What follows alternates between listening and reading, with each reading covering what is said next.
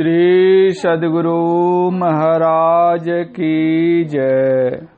प्रातः स्मरणीय अनंत श्री विभूषित परमाराध्य संत सद्गुरु महर्षि में ही परमहंस जी महाराज का प्रवचन। सबसे बड़ा पाप है किसी की निंदा करनी। बंदौ गुरुपद कंज कृपा सिंधु नर रूप हरि महामोह तम पुंज जासु वचन रवि करणी कर। प्यारे लोगों, संत कबीर साहब ने कहा है, निंदक नियरे राखिए आंगन कुटी छवाए, बिन पानी साबुन बिना निर्मल करे शुभाए। सबसे बड़ा पुण्य क्या है, सबसे बड़ा पाप क्या है? गोस्वामी तुलसीदास जी ने रामायण में लिखा है, परम धर्म श्रुति विदित अहिंसा, पर निंदा सम अघनगरिंसा। अर्थात सबसे बड़ा पाप है किसी की निंदा करनी, इसलिए कि जिसकी निंदा की जाती है उस बेचारे का कलेजा कटता है, अर्थात उसके मन में घोर कष्ट होता है। अगर उसमें अवगुण अधिक है और गुण कम है तो गुण कम होने वाले को पहले नरक मिलता है, और जिसमें गुण अधिक है उसको चिरकाल तक सुख मिलता है। निंदा करने में यही होता है, इसलिए महात्मा इन दोनों में सम रहते हैं। चाहे उनकी निंदा करो चाहे स्तुति करो। निंदा करो तो तुम जानो और स्तुति करो तो सो तुम ही जानो। संत लोग निंदा सह लेते हैं। संत कबीर जी ने काशी में अपनी हंसी आप करवाई। कहा है, काशी में हंसी करी गणिका संग लगाए। इसलिए फगवा होली में लोग गाते हैं, सुन ले भैया मोर कबीर। कबीर साहब के हाथ में एक बोतल गंगा जल से भरी थी तथा एक ओर वेश्या तथा दूसरी ओर रविदास जी थे, और स्वयं मस्त की तरह चलते थे जैसे शराब पी ली हो। एक नवाब था बिजली खां। उन्होंने ऐसा देखा तो मन में सोचा, संत कबीर ऐसे हो गए। दूसरे एक राजा थे वीर सिंह बघेल। कबीर साहब के वे शिष्य थे, उनके यहाँ भी गए। उन्होंने कबीर साहब को बैठने भी नहीं कहा, लेकिन कबीर साहब स्वयं बैठ गए। जब वे उठे तो वीर सिंह बघेल ने कहा, आज आप इस तरह क्यों हैं? कबीर साहब ने कहा, निंदा करने वाले बहुत होते हैं तो वे मेरी निंदा करेंगे, लोग मुझको बुरा कहेंगे, इसलिए मैंने ऐसा किया। पीछे बोले, लोग कहते थे कि बोतल में शराब है, लेकिन यह गंगा जल है।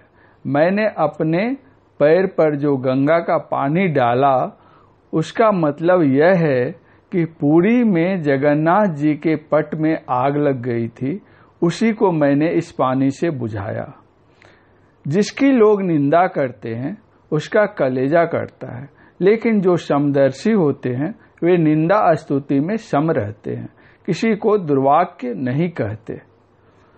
कबीर साहब के लिए ही नहीं कहा जा रहा है, गुरु नानक साहब तथा और संतों के लिए भी यह बात है।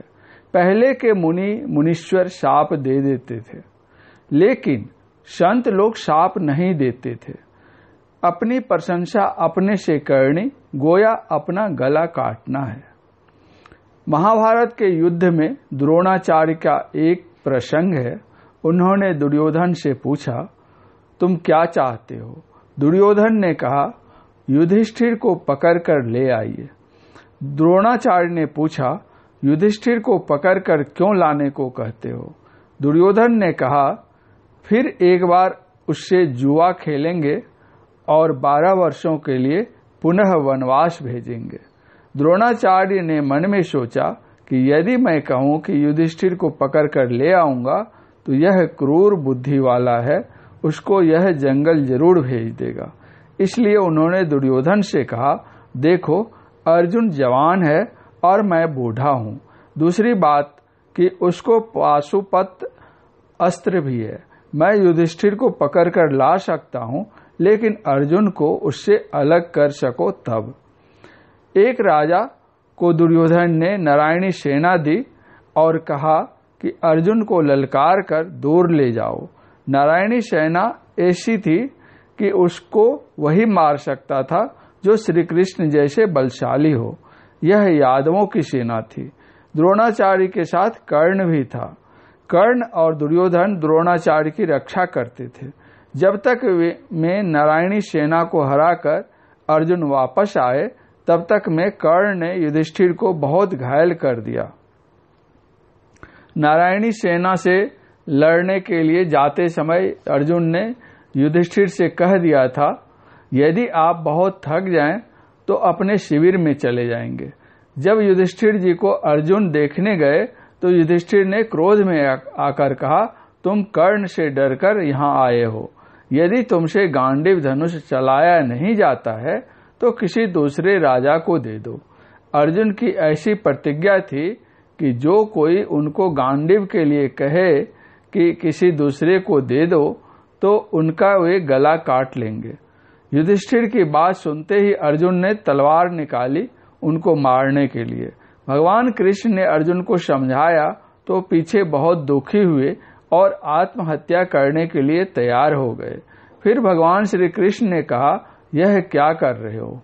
अरे, अपनी प्रशंसा अपने से करनी अपनी हत्या करने के समान है। भगवान श्री कृष्ण के समझाने पर दोनों भाई के हृदय साफ हो गए। अवंती राजा के पास एक हाथी था जिसका नाम अश्वत्थामा था। भीम ने उस हाथी को युद्ध में मार दिया। पांडवों ने हल्ला किया। द्रोणपुत्र अश्वत्थामा मारा गया। द्रोणाचार्य ने कहा, तुम लोगों की बात मैं नहीं मानूंगा।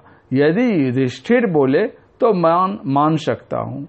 युधिष्ठिर को बाध्य होकर बोलना पड़ा, अश्वत्थामा हतो नरो वा कुंजरो। द्रोणाचार्य यह सुनकर शोकित हो बैठ गए। धृष्टद्युम्न ने उनका गला काट लिया। यह सब कहने का तात्पर्य है कि किसी की निंदा नहीं करनी चाहिए। यदि कहो कि वे वैसा करते हैं इसलिए उनकी निंदा करता हूं, तो किसी के घर में आग लग जाए तो उसको बुझाओगे कि और आग ही लगाओगे। परम पूज्य गुरुदेव का यह प्रवचन दिनांक 23/11/1977 ईस्वी को बिहार राज्य अंतर्गत कटिहार जिले के मनिहारी स्थित संत मत सत्संग मंदिर में हुआ था। श्री सद्गुरु महाराज की जय।